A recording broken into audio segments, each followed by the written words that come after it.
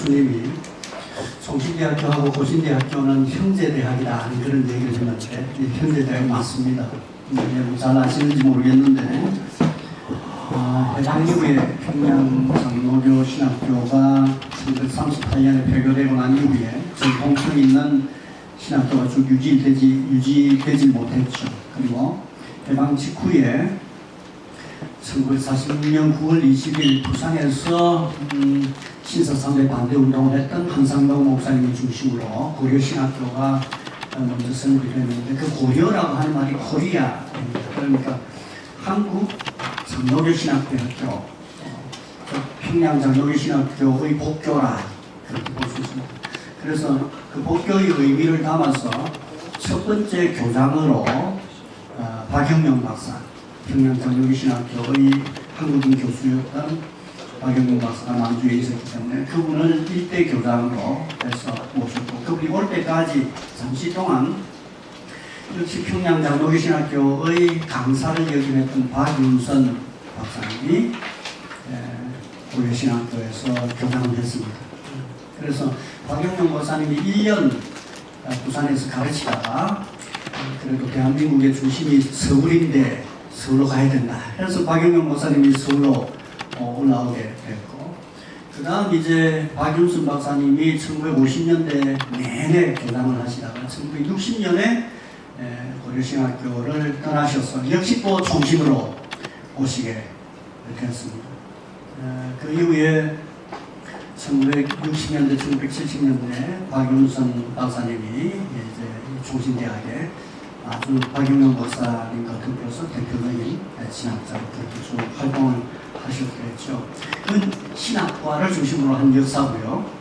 그 다음 기독교 교육과를 중심으로 한 역사는 여러분 1960년에 고려신학교 측하고 종례신학교 측하고 교단 합병을 했습니다. 한 교단이 됐습니다. 한 교단이 되니까 학교도 둘로 합쳐졌습니다. 고려신학교하고 종례신학교하고. 합치고 난 그 다음 해인 1961년 3월 22일에 공동으로 한 학과가 개설됐습니다. 그게 바로 종교교육과입니다. 그래서 태생상 이제 고신대학교 기독교교육과하고 종신대학교의 기독교교육과는 태생상 어떻습니까? 한 학교로부터 출발했습니다. 그러다가 2년 이후에 다시 그 학교가 둘로 원래서 나누어지게 됐는데, 그래서 종교교육과 출신으로서 종신대학에서 좀 더 많은 학생들이 있었고, 고신대학에는 한 사람이 부산에서 졸업을 했습니다. 함숙진이라고 하는 한 사람이 졸업을 했는데, 고려신학교는 학생 수가 많지 않았기 때문에 그동안 쭉 이 학과가 존속을 하지 못했고요. 종신대학은 좀 더 존속했었죠. 그러다가 1970년대에 다들 종신대학교도 마찬가지고 고신대학교의 기독교 교육과 혹은 종교교육학과 이런 명칭들로 학과들이 다시금 인가받은 학과의 교육을 쭉 시작했다. 이렇게 본다면 사실 이 고신대학교와 종신대학교는 형제가 맞죠. 한 부모에게 있었던 형제이고 또 한 학교로부터 시작된 특별한 인연을 가지고 있습니다. 그래서 고신대학교와 종신대학교의 교수님들은, 종신대학교 교수님들은 고신대학교 오셔서 다른 학교 같지 않고, 또 우리도 여기 종신대학교에 방문하게 되면 여러분 학생들이 다른 학교 학생들 같이 그렇게 생각되지 않고 서로 하나님의 나라를 위해서 같은 중요한 일들을 하고 있다고 하는 동력자 그 이상입니다. 정말 형제고 자매와 같은 그런 생각을 가지고 있습니다. 그런 의미에서 우리 총신대 고신대가 연합학술대회를 한다고 하는 것은 그와 같은 연합의 끈을 쭉 이어가는 굉장히 보람 있고 의미 있는 일이 아닌가 그렇게 생각합니다. 이번 행사에 여기 오늘은 고신대학교 교수님 4분만 간단하게 발표를 합니다. 간단하게 발표를 하고요. 총신대 교수님들은 지난주에 바로 월요일날 고신대학교로 와서 발표를 했습니다만, 여러분들은 절반은 자기 학교 교수님들은 문서를 통해서 보고, 또 도신대학교 교수님들의 그런 간단하게 설명하는 그 과정을 거쳐서 발표를 함께 듣게 됐는데요. 아주 기쁘게 생각을 합니다. 오늘 저의 주제 발표는요, 칼빈의 교육과 그 교육에 대한 연구의 특징입니다. 주로 신학을 전공하는 학생들이 아닌 기독교 교육학을 전공하는 학생들을 염두에 두고 쓴 글입니다. 전반적으로 쭉 주요한 요점만 간단하게 한번 이야기를 해보도록 하겠습니다. 이러한 주제를 선택한 목적은 우리가 모두 기독교 교육학을 공부함과 동시에 연구하는 학도들이기 때문에 주로 연구사 중심으로 이렇게 이거를 준비를 했습니다. 그래서 내가 칼빈에 대해서 관심을 가지고 있는데 칼빈과 관련하여 앞으로 연구할 수 있다고 하면 어떤 주제를 가지고 좀 더 연구할 수 있는가 하는 걸 이해하는 데 도움이 되는 그 같은 글입니다. 저는 칼빈과 관련하여 여러 글들을 썼습니다. 칼빈의 신학적인 개념인 경건과 기독교 교육과 관련된 글을 썼고, 칼빈의 학교 교육, 칼빈의 교리 교육, 그리고 또 칼빈의 가정 교육, 그리고 또 여러분 학교에서 교수를 하셨던 교수님들의 논문에 대한 서평, 이런 것들도 쭉 발표를 했고요. 그래서 여러분들이 더 관심이 있는 분들은 그 이후의 글들을 살펴보길 바랍니다. 그럼 서론을 한번 보십시오. 칼빈 하면 우리나라의 관점에서, 우리나라 국민들의 관점에서 볼 때 칼빈은 어떤 사람입니까? 잘 모르죠. 장로교 신자들이 아닌 많은 사람들은 칼빈을 잘 모릅니다. 충분히 이해가 됩니다. 왜냐하면 우리나라는 서구 사회와 접근한 게 조선시대까지는 중국을 통해서 이해를 하고, 일제강점기에는 일본을 통해서 세계를 보았고, 2차 세계대전 이후에는 미국을 통해서 세계를 보았는데, 칼빈은 이 미국과 같은 나라의 사람도 아니고 프랑스 출신으로서 정말 작은 나라인 스위스에서 제네바에서 활동했던, 그것도 한국이 경험했던 것은 제국주의 국가들이죠. 그런 제국주의 국가들에 비할 때 그로부터 훨씬 이전 시대에 살았던 사람이었기 때문에 우리나라 일반적인 국민들은 칼빈 하면 잘 이해하지 못하고요. 예비군 중에서도 뭐 나이가 많은 분은 칼빈이랑 뭐 총 이름이가 이렇게 얘기를 한다든지, 안 그러면 뭐 칼빈 그 칼빈 클라인 이거 이렇게 생각을 하지, 칼빈을 잘 모르죠.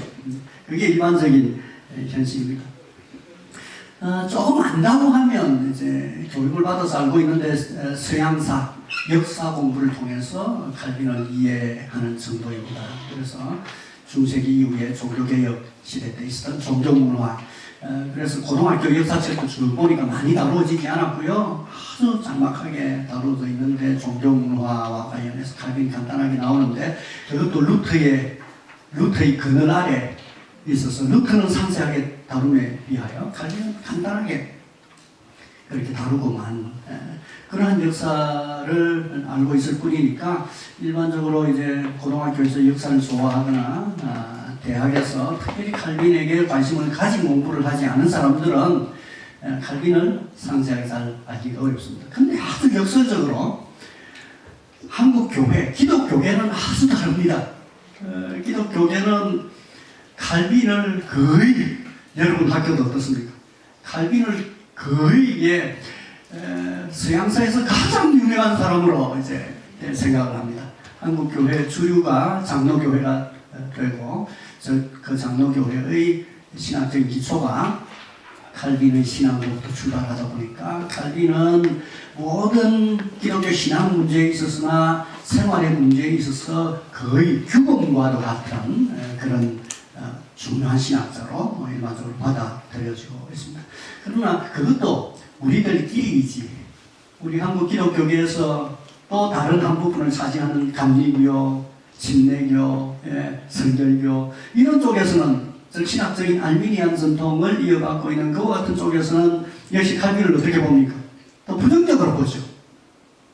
너무 근본주의적이고, 너무 주지주의적이고, 특히 예정론과 같은 것으로 힘들게 만드는 굉장히 부정적인 의미로 좀 근대신학적인 오리엔테이션에 대해서 부정적으로 평가하는 볼 수 있는데 이렇게 부정적으로 또 평가해 주니까 칼빈이 또 유명해지기도 합니다.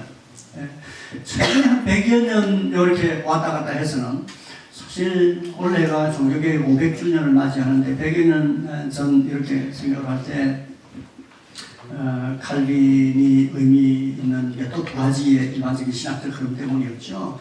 근대 신학에 영향을 많이 받았던 이제 자유주의 신학에 대한 반동으로서 신정통주의 신학운동이 일어나게 됐는데 그때 칼바르트라고 하는 이 사람이 어떻게 보면 칼빈을 재발견함으로써 신정통주의라고 하는 새로운 신학적인 조류를 열었다고 하는 의미에서 칼빈이 다시금 조명받게 됐고 또 바르트와는 달리 네덜란드 전통에서는 역시 교육은 자유주의적인 그 같은 교육을 받았지만 그러나 교회 목회를 통해서 칼빈을 재발견했던 아브라함 카이퍼와 같은 사람에 의한 신칼빈주의 운동을 통하여 칼빈이 또다시 조명을 받게 됐습니다. 한 100여 년 전, 150년 전쯤부터 시작해서 새롭게 조명을 받아오고 있다고 하는 점에서 굉장히 이 칼빈이 의미 있는 사람이다 하는 걸 한편으로 느껴보게 되는데요.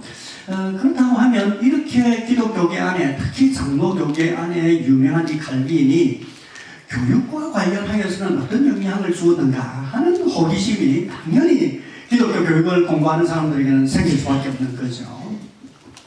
칼빈이 그렇게 기독교 신앙과 그리고 또 기독교적인 관점에 있어서 크게 타고난 학자라고 하면 교육과 관련하여 어떤 중요한 기여를 했는지 오늘날 또 그 칼빈을 우리가 우리 시대의 필요에 맞게 교훈을 얻을 수 있는 중요한 어떤 유산이 되는 것인지 아니면 칼빈이 그렇게 유명함에도 불구하고 아직까지도 칼빈을 제대로 평가하고 있지 못하고 있다고 하면 앞으로 우리의 과제가 어떤 것인지 이런 호기심이 생길 수밖에 없죠. 그게 결국은 우리가 장로교적인 전통 위에서 기독교 교육을 하는 사람들의 중요한 숙제라 그렇게 볼 수 있겠습니다. 그럼 칼빈에 대한 한국에서 연구가 주로 어떻게 되어 왔는가? 사실 한국의 신학 교육은 처음부터 칼빈을 신학 교육에 있어서 중심에 두었다 그렇게 얘기를 해볼 수 있습니다. 그래서 장로교 신학 교육과 연구 역사는 칼빈에 대한 연구 역사와 같다 이렇게 말해주곤 합니다. 우리 총신대학에서 교수를 하셨던 강하배 1980년대 여러분들이 태어날 때쯤 이렇게 이제 교수를 하셨던 강하배 박사는 초기 한국에 들어와 있었던 많은 장로교 선교사들이 대부분 장로교 스코틀랜드 옛 언약자들의 후예들이고